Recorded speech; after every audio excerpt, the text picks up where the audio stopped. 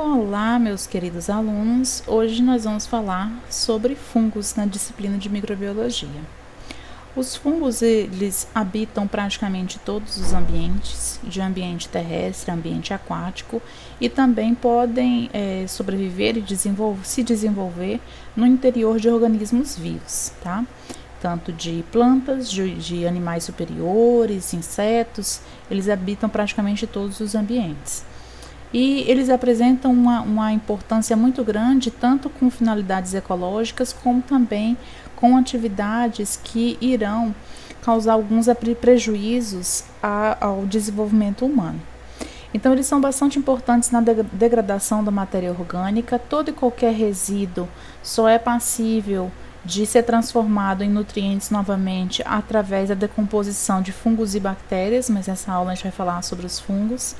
Eles têm atividade também de parasitismo em planta, eles podem ser considerados patógenos. Alguns fungos vão ser patógenos de plantas, alguns fungos são patógenos de animais, incluindo humanos.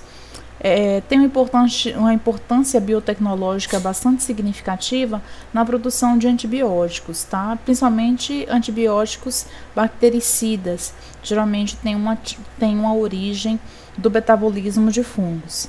E eles também são usados na fermentação.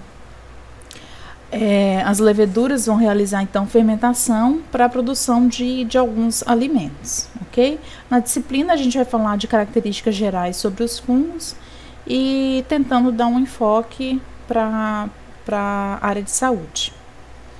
Então, os fungos, essencialmente, em sua fisiologia e nutrição, a grande maioria vai ser considerada quimio-organotrófico.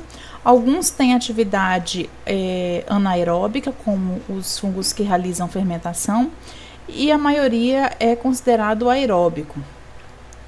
E dentre esses aeróbicos, eles podem causar a degradação da matéria orgânica viva e morta.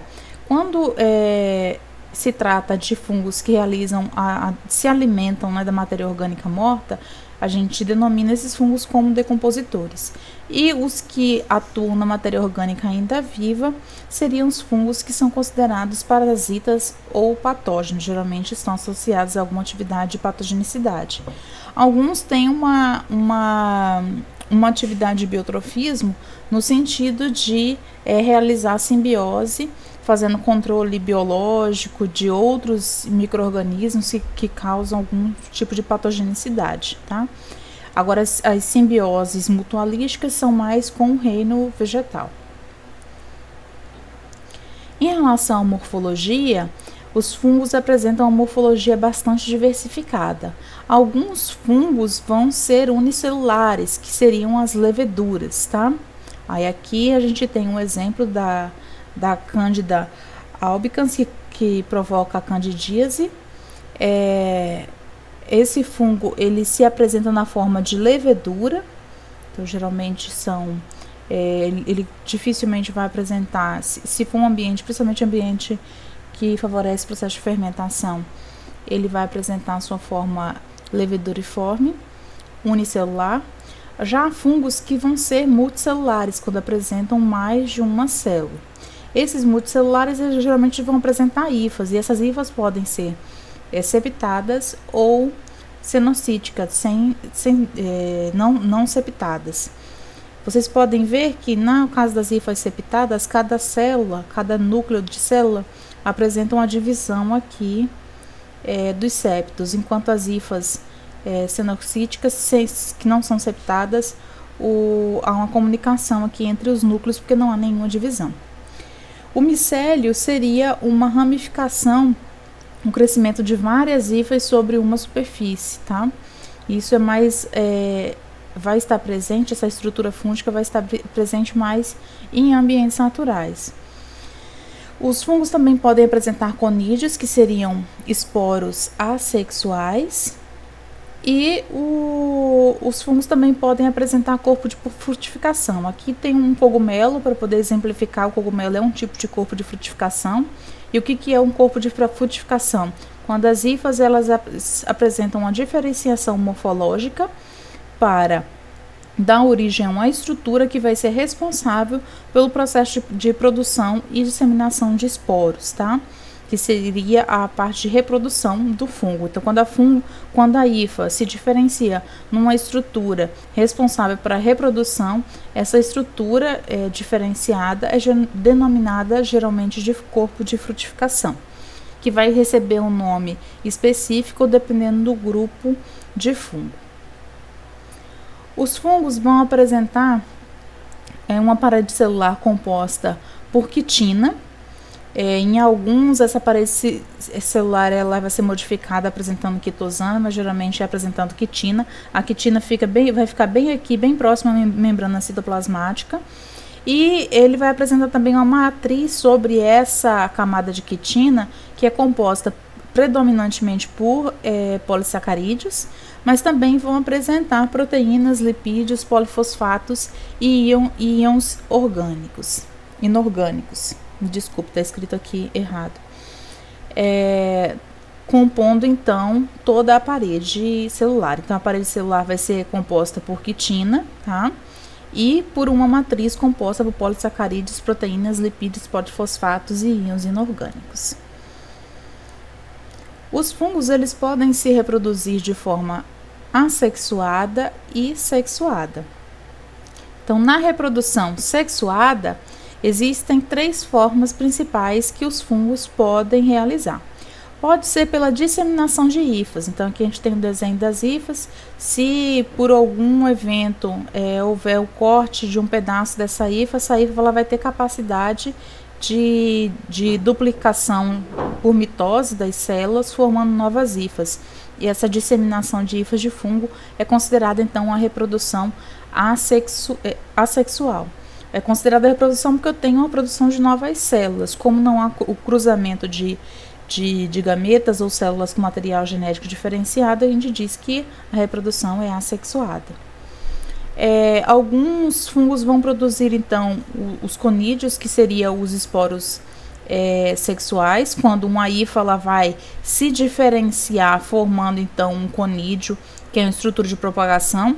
Aí ele se desprende, vai para um outro ambiente, onde ele vai germinar, produzindo, então, hifas e, posteriormente, micélios, tá? Então, a gente tem a disseminação por hifas de fungo, quando pedaços de hifa são quebrados e saem do ambiente, vai para um outro ambiente e sofre, então, mitose, formando novas células e novas hifas. Como também pode haver a formação de conídeos mediante diferenciação de hifas. Não tem cruzamento aqui, uma hifa ela vai se diferenciar em conídeo, os conídeos vão se desprender, vão germinar e formar, então, umas novas células de hifas e micélio. E também pode haver uma divisão celular, tá? Mitose por brotamento, que é o caso das leveduras. Então, eu tenho aqui a gente tem uma estrutura unicelular, né? Uma única levedura. Essa levedura, ela vai formando aqui uma nova célula. É claro que tem a duplicação do DNA, vai se formando uma nova parede para sofrer, então, a divisão. Aqui tem uma foto de microscopia eletrônica que a gente pode observar. Cada uma dessas marcações aqui seriam os locais onde essa célula deu origem a outra. Então, aqui a gente pode ver, ó, essa levedura aqui se desprendeu da levedura mãe neste ponto. Então, na verdade, aqui só a mitose, não há diversificação do material genético, não há cruzamento, tá? Simplesmente eu tenho uma célula se dividindo em 2 e a gente diz que, no caso aqui das leveduras, que elas estão realizando uma reprodução assexuada por brotamento.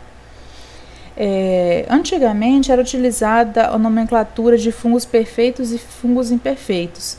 Fungos perfeitos quando eles estão realizando uma reprodução sexuada, e fungos imperfeitos quando ele nunca apresenta uma reprodução sexuada, que seriam os deuteromicetos. Então, essa nomenclatura aqui ela já está em desuso, mas em alguns livros vocês podem ver essa separação de fungos imperfeitos e perfeitos. Lembrando que perfeitos são os que realizam reprodução sexuada, imperfeitos que não vão realizar a produção sexuada.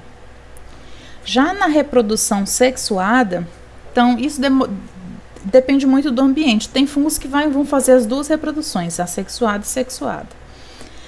Então, a sexuada ela vai ser realizada geralmente quando há necessidade de haver uma maior diversidade de material genético. Do ponto de vista biológico do fungo, a reprodução assexuada ela é mais rápida e o fungo consegue se disseminar no ambiente de forma mais rápida.